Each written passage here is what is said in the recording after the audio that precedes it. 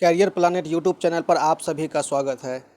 आज से हम लोग देखने वाले हैं कि अब जैसे सबको पता है कि बिहार दरोगा का 20-25 दिन बच रहा है, तो चलिए 20-25 दिन में हम आपको सब सब्जेक्ट का रिवीजन करवाने की कोशिश कर रहे हैं और सभी के सभी वन लाइनर के रूप में होंगे। आज से हम हिस्ट्री का टॉपिक उठाए हैं और 2-3 दिन में हिस्ट्री कंप्लीट हो जाएगा। फिर हम पॉलिटी लेंगे, फिर ज्योग्राफी लेंगे और इस प्रकार से आगे बढ़ते जाएंगे। और मेरा जो हम लोग का जो मुख्य सब्जेक्ट है, मुख्य सब्जेक्ट कौन है? हिस्ट्री से 17 क्वेश्चन आते हैं, ज्योग्राफी से 15-16 क्वेश्चन आते हैं, पॉलिटी से 14-15 क्वेश्चन आते हैं और फिर साइंस से 14-15 क्वेश्चन आते हैं। यदि इन्हीं सारी चीज़ों को हम बढ़िया से देख ले तो आधा से ज़्यादा 50% से अधिक क्वेश्चन इन्हीं सारी चीज़ों से मिल जाएगा। तो चलिए हम इसे स्टार्ट करते हैं।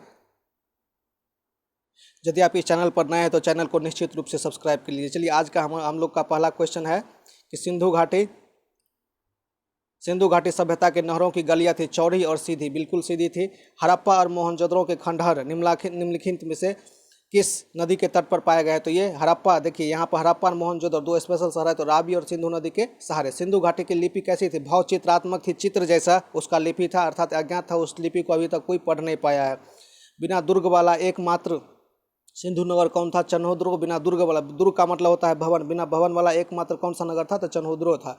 नेक्स्ट है मोहनजोदड़ो में सबसे बड़ा भवन है, तो ये जो मोहनजोदड़ो का सबसे बड़ा भवन कौन है? तो स्नानागार है। मोहनजोदड़ो का सबसे बड़ा भवन, सबसे विशाल स्नानागार कहाँ मिला था? तो यहाँ पर ये मोहनजोदड़ो में मिला था।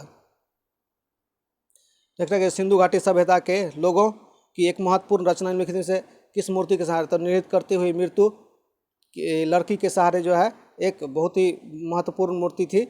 देवी माता की पूजा संबंधित थी सिंधु घाटी सभ्यता के लोगों से। सिंधु घाटी सभ्यता के पतन नगर लोथल जो गुजरात में स्थित है, पतन नगर का मतलब बंदरगाह होता है। लोथल नामक स्थान पर निम्नोक्त उपभोक्ताओं सभ्यताओं में से किसका जहाजी मालघाट था? तो ये सिंधु घाटी सभ्यता में जो है लोथल में सिंधु घाटी सभ्यता का वहाँ पर क्या था? बंदरगाह था। सिंधु अर्थव्यवस्था का ताकत क्या था? तो कृषि।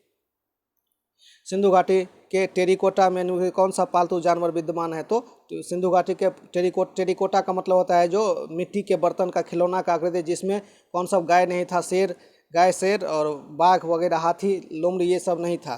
नेक्स्ट है देवी माता की पूजा संबंधित थी, तो सिंधु घाटी सभ्यता से। वैदिक आर्य का मुख्य भोजन क्या था? दूध और इससे बने प्रोडक्ट। नेक्स्ट है निम्नलिखित में से कौन सा मनुष्य द्वारा सबसे पहले प्रयोग किया जाने वाला था? तो मनुष्य सबसे पहला कौन सा? तो यव या अनाज, जौ को जो है प्रयोग करने वाला था। वैदिक लोगों द्वारा किस धातु का सबसे पहले प्रयोग किया गया? तो तांबा धातु को। वेद शब्द का ज्ञान होता है कि जानना, ज्ञान। आर्य अपने संघर्षों में सफल रहा क्योंकि उनके द्वारा चलाए जा रहे रथ, उन्होंने रथ का जो है उपयोग किया, इसीलिए आर्य क्या रहे? सफल रहे। आरंभिक वैदिक काल निम्नलिखित में से पूर्व किस व्यवस्था पर थी? तो ये जो है उस समय का जो वर्ण व्यवस्था था वो व्यवसाय पर आधारित था, अर्थात कर्म पर आधारित था। आर्यों को जाति कहने वाले पहले यूरोपीय मैक्स मूलर के द्वारा जो है कहा गया कि आर्य एक यूरोपीय जाति थी। आर्यन जनजाति का प्राचीनतम बस्ती कहाँ है? तो ये सप्त सिंधु में है। निम्नलिखित में से कौन सा जनजाति सभा समान रूप से जनजातीय सरदार के रूप में चुने जाते थे? सभा और समिति अथर्ववेद में इसकी चर्चा की गई है।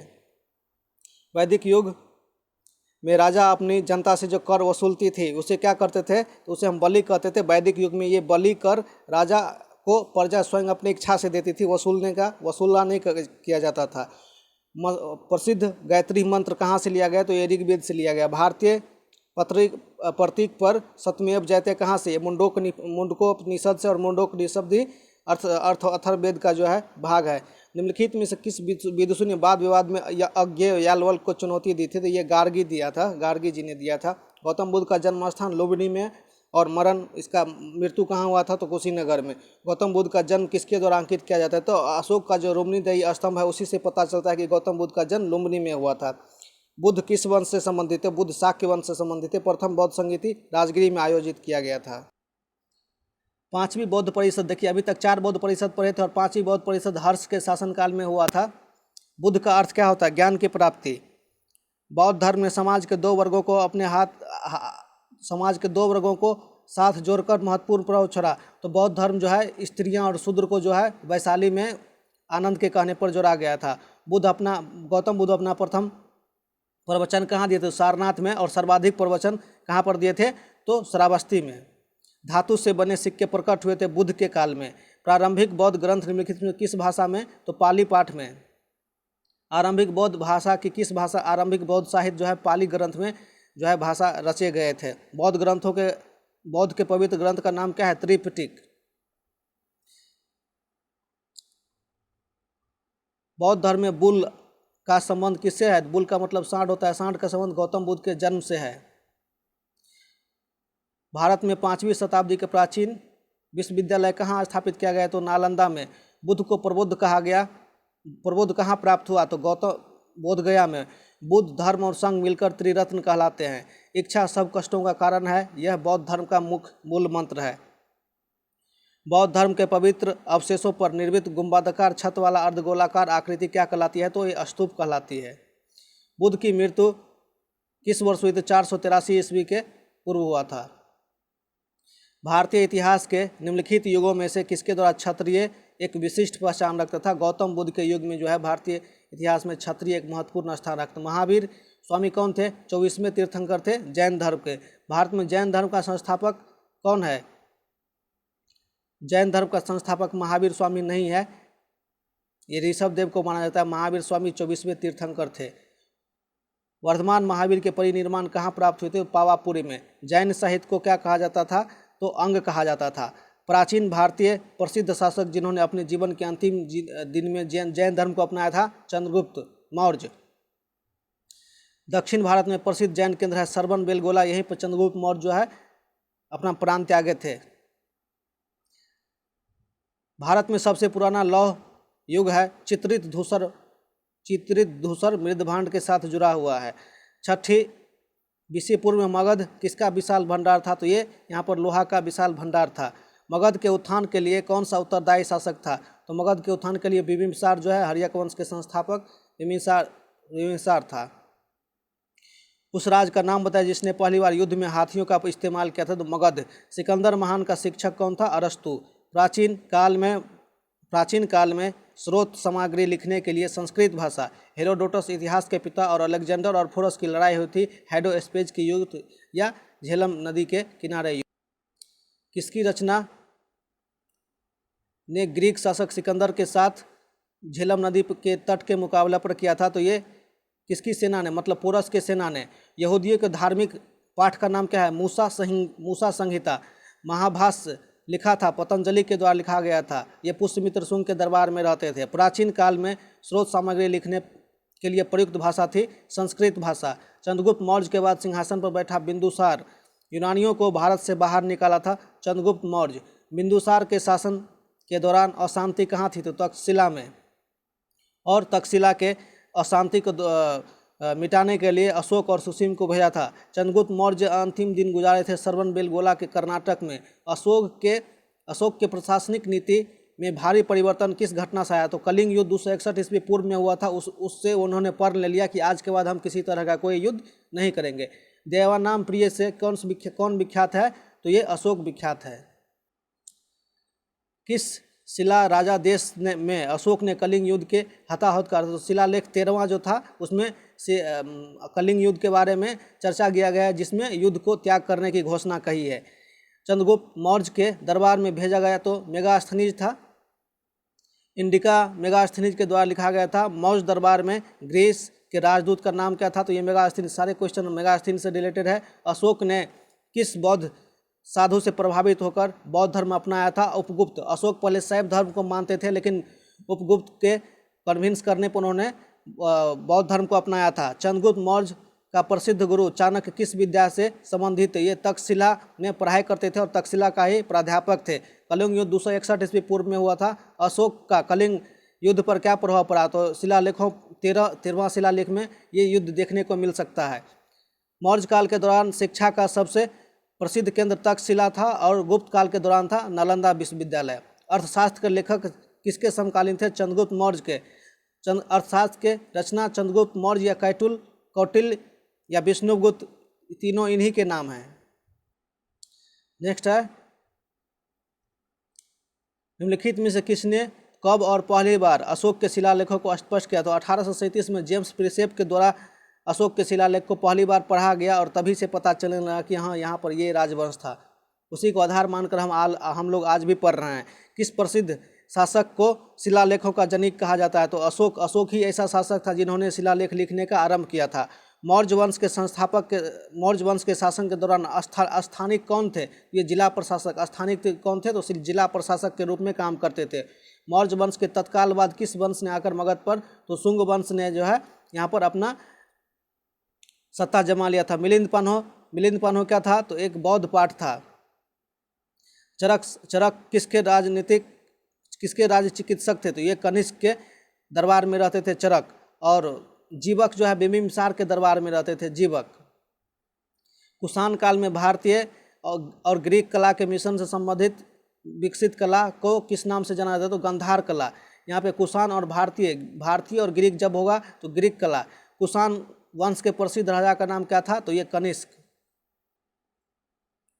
कनिष्क किस वंश शासन पर आरूढ़ हुआ? तो 78 ईस्वी पूर्व में हुआ था। और 78 ईस्वी पूर्व में इन्होंने क्या किया? तो शक संबंध का स्थापना किया, जिसका जो शक संगत आज भी हम यूज करते हैं। भारत सरकार के द्वारा भी अपनाया गया है शक संबंध।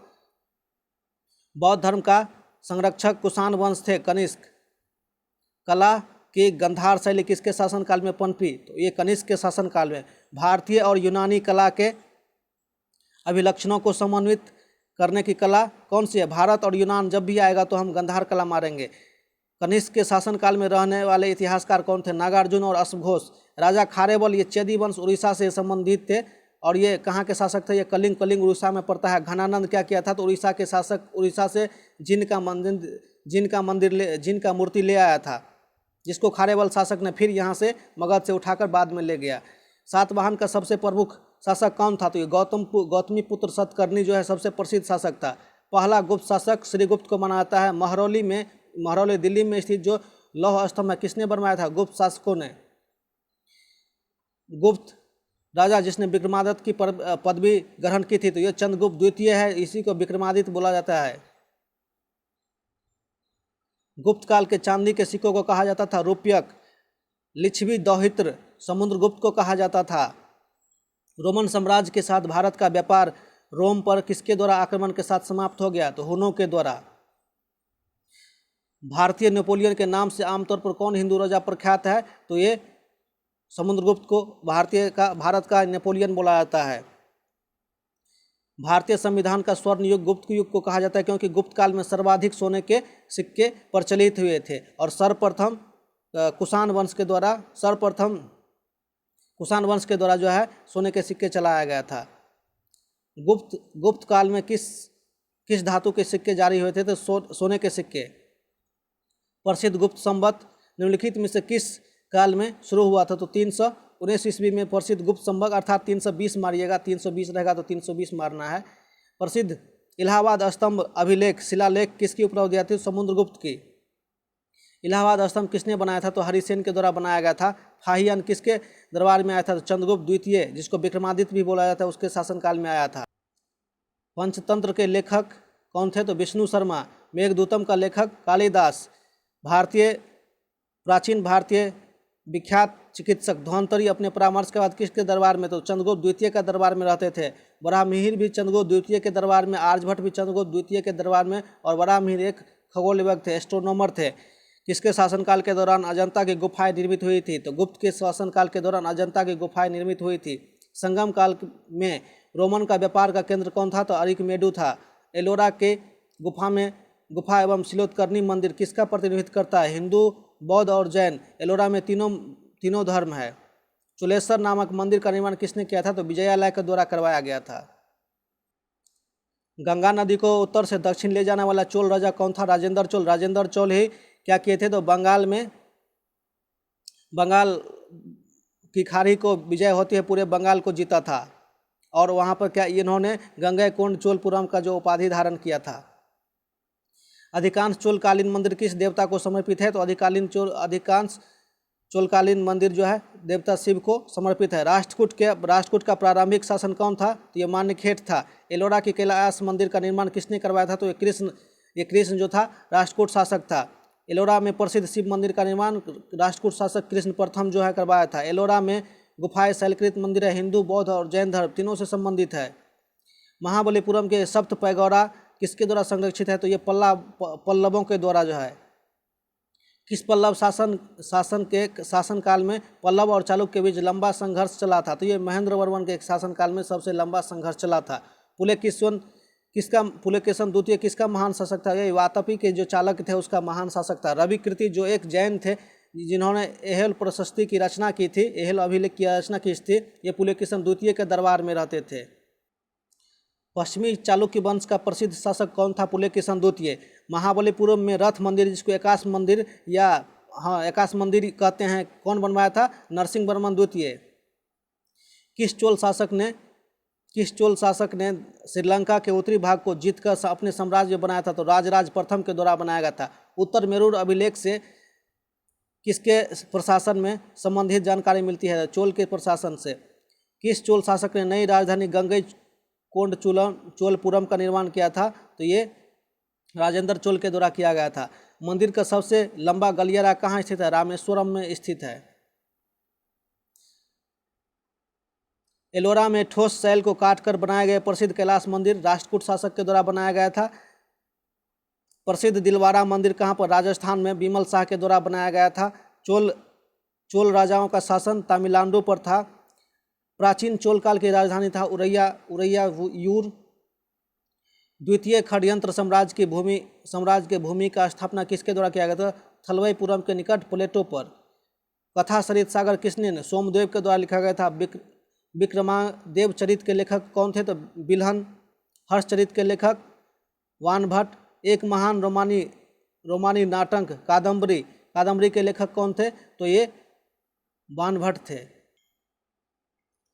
13वीं शताब्दी में राजस्थान के माउंट आबू पर प्रसिद्ध दिलवारा के जैन मंदिर जो है बिमल शाह को पुत्र प्राप्ति होने पर बनवाया गया था, बिमल शाह के द्वारा। और बिमल शाह किसको बनवाने के लिए बोला था? तो तेजपाल को।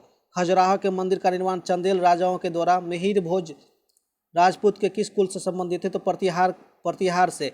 प्रतिहार वंश का महानतम राजा भोज था, मिहिर भोज जिसको बोलते हैं। हेनसांग हर्षवर्धन के शासनकाल में 630 ईस्वी में भारत आया था। तो दोस्तों ये था हम लोग का 150 क्वेश्चन हिस्ट्री के, मतलब 2 से 3 दिन के अंदर हम क्या करेंगे, हिस्ट्री कंप्लीट करेंगे, फिर ज्योग्राफी, फिर इस तरह के इतिहास, सारे सब्जेक्ट आपको हम यहाँ पर करवा देंगे। तो मेरे साथ बने रहिए। यदि आप इस चैनल पर हैं तो निश्चित रूप से चैनल को सब्सक्राइब कर लीजिए। धन्यवाद आपका।